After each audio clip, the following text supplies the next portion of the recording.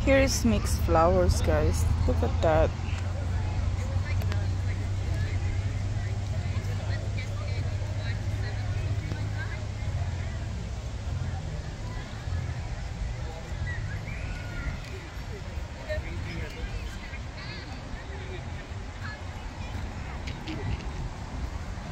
Tapos dito sa kabila, ayan nga, maraming sunflower.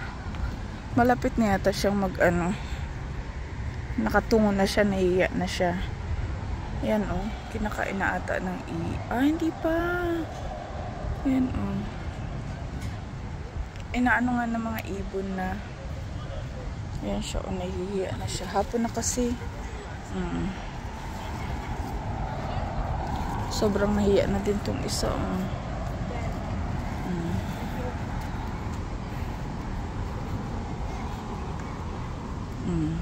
Look at that. Ay. Dami pang iba.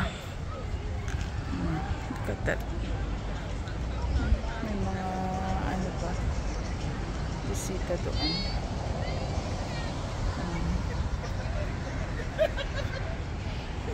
So, ang dami pa rin tao.